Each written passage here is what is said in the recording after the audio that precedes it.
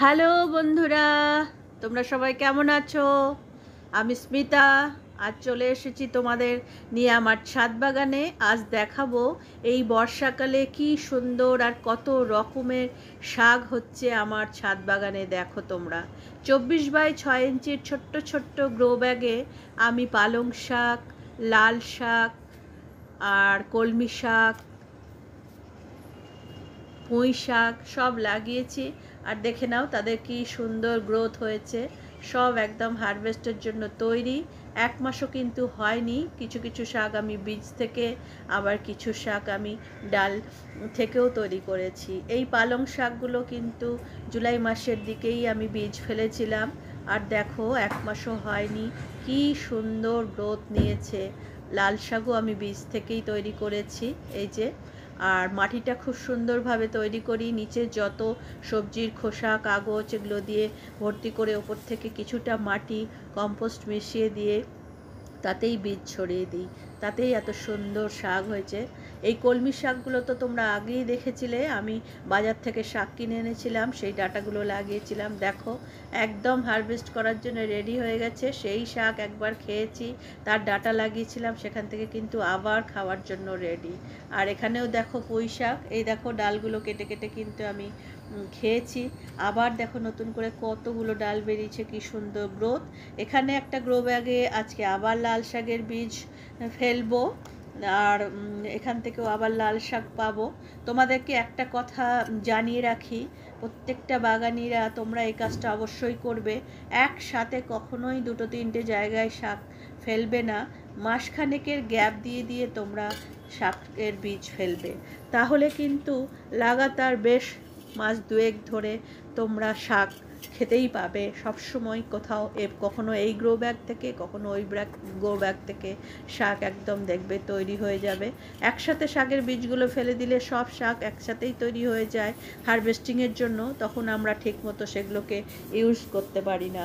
কিন্তু এই গ্যাপে দিয়ে দিয়ে শাক বা যে কোনো সবজি, এই লাউ গাছ, বেগুন গাছ, ভিন্ডি গাছ সবই কিন্তু 1 মাস 2 মাসের গ্যাপে গ্যাপে দুবার করে তোমরা চারা বা বীজ ফেলবে বন্ধুরা। তাহলে দেখবে সব সময় ছাদ বাগানে কিছু না কিছু সবজি পেতেই থাকবে।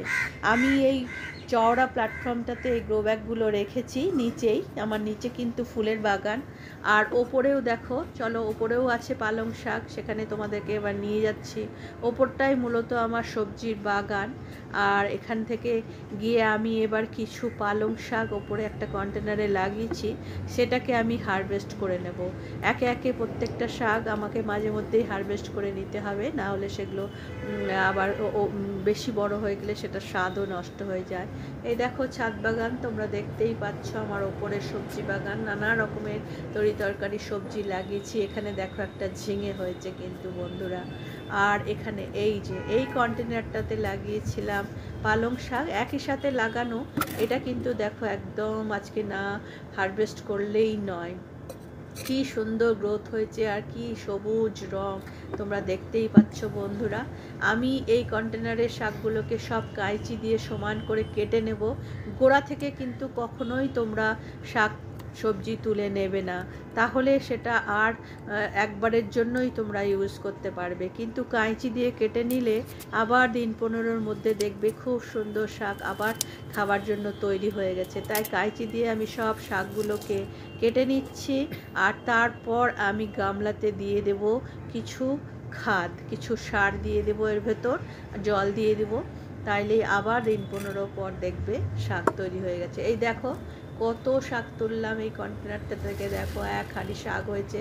আর আজকে তো আমার কিচেনে পালক পনির হবেই হবে। এই রেসিপিটাই আমি বানাবো, যেহেতু অর্গানিক পালং শাক, ওটা দিয়ে পালক পনির বানানোই সব থেকে শ্রেষ্ঠ রেসিপি বলে আমার মনে হয়। চলো পালং শাকের সঙ্গে 2-1টা বেগুনও হারভেস্ট করে নিই। বেগুন তো তোমরা আগেও দেখেছো, শাকের সঙ্গে আজ একটুখানি বেগুন না নিলেও চলে না। নিয়ে নিলাম, এই দেখো বেগুন মাঝে মাঝেই তুলছি, যখন খুশি ইচ্ছে ছাদে এসে একটা দুটো করে বেগুন তুলে নিয়ে যাই। এত সুন্দর বেগুন হয়েছে, একটাও বীজ নেই, খুবই ভালো। এইভাবেই ছাদ বাগান করে যাচ্ছি। আশা আছে দিন দিন আরও তোমাদেরকে আরও সুন্দর ছাদ বাগানের আপডেট দিতে পারবো। চলো চলে যেতে যেতে লাউটাও হারভেস্ট করে নিয়ে যাই। আর লাউটাকেও হারভেস্ট করে নিলাম। প্রত্যেক দিনই ছাদ বাগান থেকে কিছু না কিছু সবজি আমি পেয়ে যাই বন্ধুরা, আর বেশ ভালো লাগে, তোমাদের সাথে ভিডিও শেয়ার করেও খুব আনন্দ পাই। এখানে কিছু পুদিনা পাতা, সেটাও নিয়ে নিলাম। এই সময় পুদিনা পাতার চাটনি খেতেও খুব ভালো লাগে। এই দেখো আজকের হারভেস্টিং কেমন লাগলো, ভালো থেকো, টাটা।